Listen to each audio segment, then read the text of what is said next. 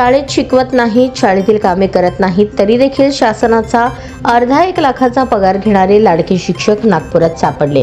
त्यानंतर राज्यभरातील अशा बोगस लाडक्या शिक्षक शिक्षकेतर कर्मचाऱ्यांवर शेकडो कोटींचा गैरव्यवहार बाहेर येईल अशी आशा आहे। त्यांचा शोधासाठी शासनाने मागील 13 वर्षात नोकरीला लागलेल्यांची कागदपत्रे मागवली आहेत। कागदपत्रे पडताळणीसाठी पुण्याचे विभागीय आयुक्त डॉक्टर चंद्रकांत पुलकुंडवार यांच्या अध्यक्षतेखाली विशेष समिती नेमली आहे, पण त्यापूर्वी मुख्याध्यापक शिक्षणाधिकारी उपसंचालकांकडून कागदपत्रे पडताळली जाणार आहेत। राज्यातील 1,23,000 खाजगी अनुदानित अंशतः अनुदानित शाळांसह सरकारी शाळांमधील सुमारे 5.25 लाखांहून अधिक शिक्षक शिक्षकेतर कर्मचाऱ्यांची कागदपत्रे शालार्थवर अपलोड केली जात आहेत। त्यासाठी 30 ऑगस्टपर्यंत मुदत असून मुख्याध्यापकांनी मुदतीत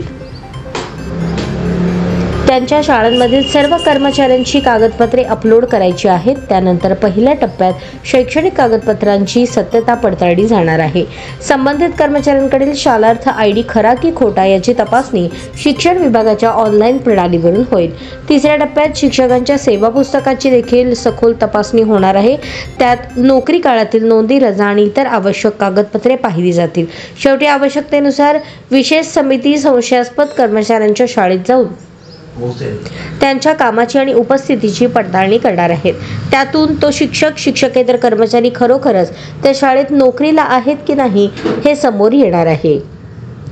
शासनाने नोव्हेंबर 2012 ते जुलै 2025 या काळातील सर्व शाळांमधील शिक्षक शिक्षकेतर कर्मचाऱ्यांची वैयक्तिक मान्यता, रुजू अहवाल, नियुक्ती आदेश, शालार्थ आयडी अशी कागदपत्रे ऑनलाईन अपलोड करण्याचे आदेश दिले आहेत।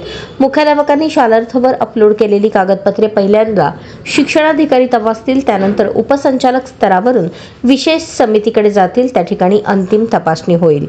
मुख्याध्यापकांनी अपलोड केलेली कागदपत्रे पहिल्यांदा वेतन अधीक्षक कार्यालय पाहिल आणि त्यानंतर त्याची पडताळणी शिक्षणाधिकारी करतील। शिक्षणाधिकारी त्यांच्या कार्यालयातील आवक जावक रजिस्टरमधील नोंदीवरून तपासतील, त्यानंतर ती कागदपत्रे खरी किंवा खोटी याची माहिती उपसंचालकांना कळवतील। तिथे पडताळणी होऊन सर्व कागदपत्रे विशेष चौकशी समितीकडे पाठवून तपासली जाणार आहेत। ज्यांची कागदपत्रे अपलोड केलेली नाहीत त्यांचा पगार लगेचच थांबवला जाणार आहे, असे वरिष्ठ अधिकाऱ्यांनी सांगितले।